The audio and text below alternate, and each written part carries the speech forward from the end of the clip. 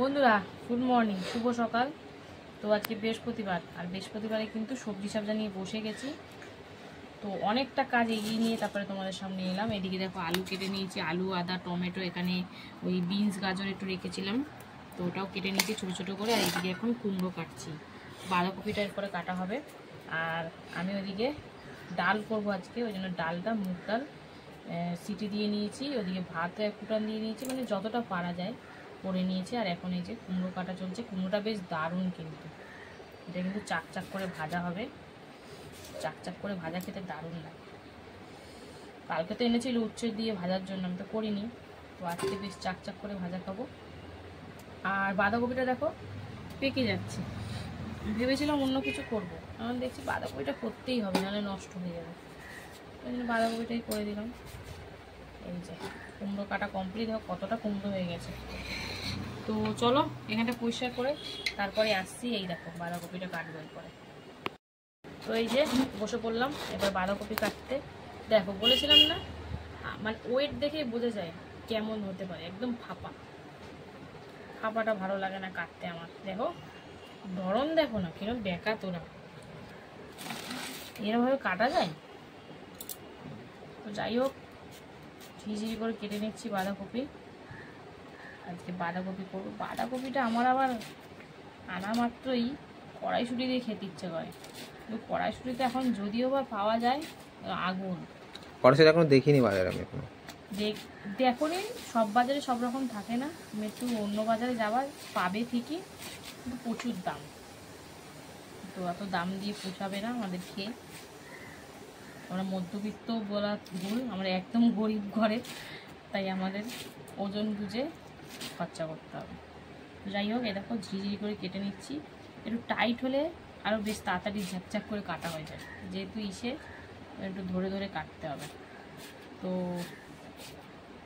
আজকে তো বৃহস্পতিবার, নিরামিষই হবে।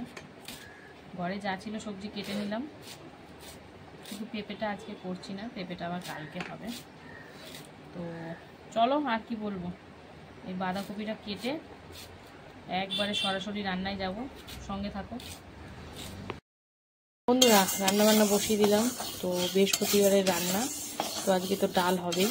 তো মুগ ডাল করছি, শুকনো কড়াইতে একদম হালকাভাবে ভেজে নেব, তারপরে প্রেশারে দেবো সিদ্ধ করতে। আর এখানে কিন্তু ভাত ফুটেই গেছে, এটা বন্ধ করে রাখবো। তো চলো এখন এটাকে মানে একটু হালকা ভেজে প্রেশারে দিয়ে সিদ্ধ করে তারপরে আসছি আবার। বন্ধুরা এই যে প্রেশারে কিন্তু মুগ ডাল সিদ্ধ বসিয়ে দিলাম, ওই 1টা থেকে 2টো মতন সিটি দিয়ে নেব। আর ভাত কিন্তু বেশ ভালো করে ফুটে গেছে, তো বন্ধ করে চলো নাবিয়ে রাখবো। তো সঙ্গে থাকো। তেল গরম হয়ে গেছে, এই যে পাঁপড় ভেজে নিচ্ছি। তো পাঁপড় ভাজা দিয়ে শুরু করছি কড়াইতে রান্না। তো চলো পাঁপড়টা ভেজে তারপরে আসছি। তেলটা বহুত গরম হয়ে গেছে, চলো নাবিয়ে নিই, তারপরে আসবো আবার।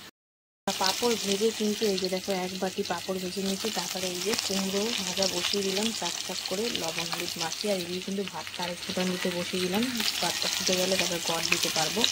তো চলো কুমড়োটা এপিট ওপিট করে লাল লাল করে ভেজে নিই, তারপরে আসছি। কুমড়োগুলো এবার একটু উল্টে পাল্টে দিই।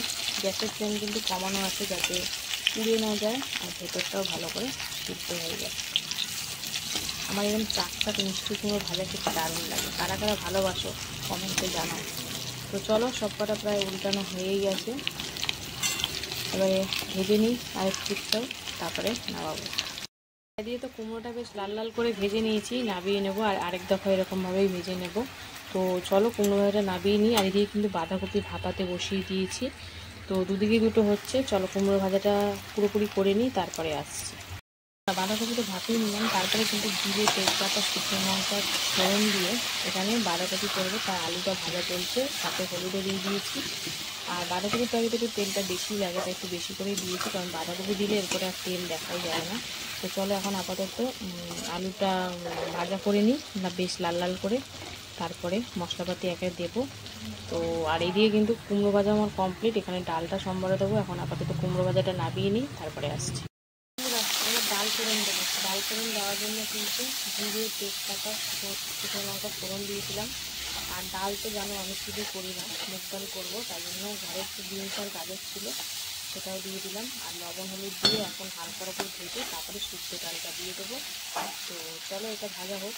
আর এদিকে কিন্তু আলুটা এখনও ভাজা চলছে, তার মধ্যে আমি মশলা যা যা দেবো একটু রেডি করে নিই। আমি বাঁধাকপিতে সেরকম একটা মশলা দিই না, মাছের মাথা দিলে তাও একটু পেঁয়াজ টিয়াজ দিই, যেহেতু নিরামিষ করবো ওই জন্য পেঁয়াজ টিয়াজের বালাই নেই।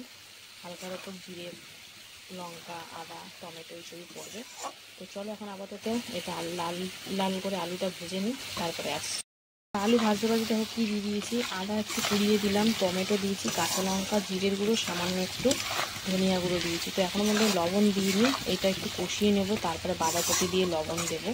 বাঁধাকপি দিয়ে লবণটা দিলে বেশ ভালো হবে, জল ছাড়বে আর ওই জলে কিন্তু সুন্দর করে রান্না হয়ে যাবে। বাঁধাকপিতে কিন্তু আমি এক্সট্রা করে কোনো আর জল দিই না, লবণ দেওয়ার পর যা জল ছাড়ে আর গ্যাসের ফ্লেম কমিয়েই রান্না করি।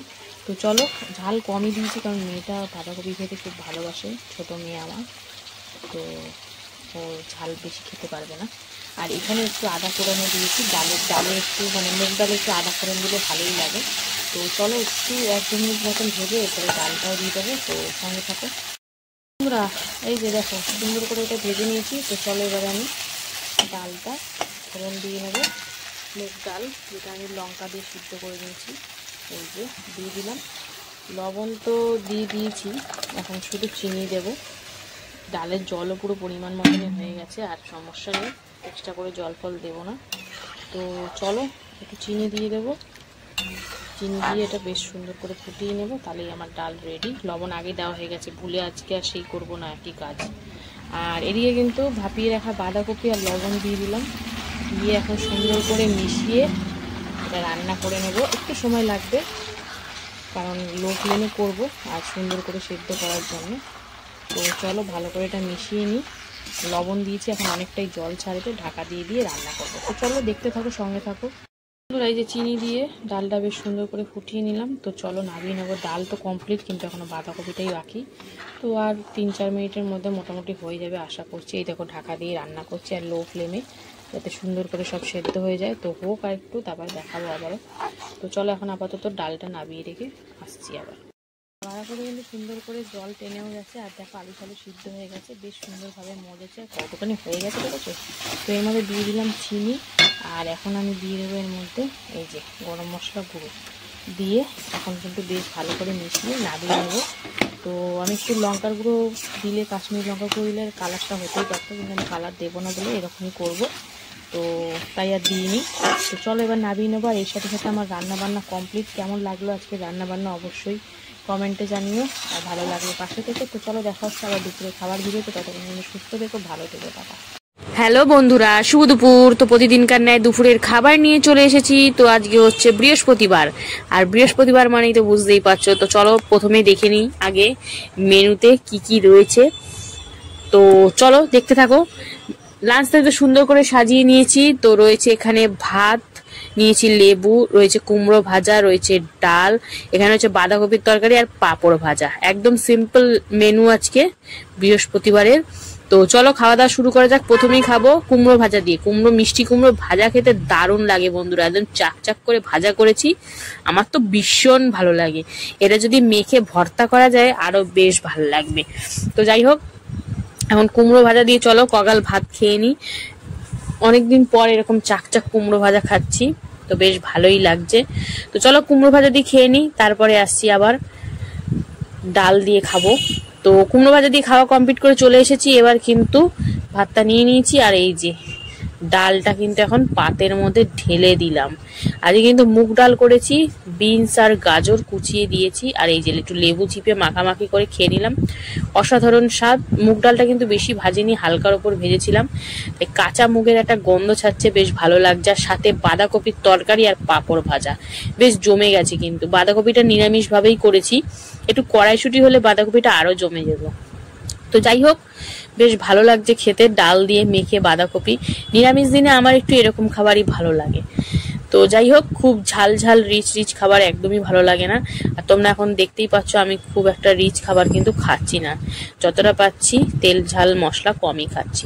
তো যাই হোক, এই ছিল আজকে দুপুরে আমার খাওয়া দাওয়া। কেমন লাগলো ভিডিওটা অবশ্যই কমেন্টে জানিও, আর ভিডিও ভালো লাগলে অবশ্যই পাশে থেকে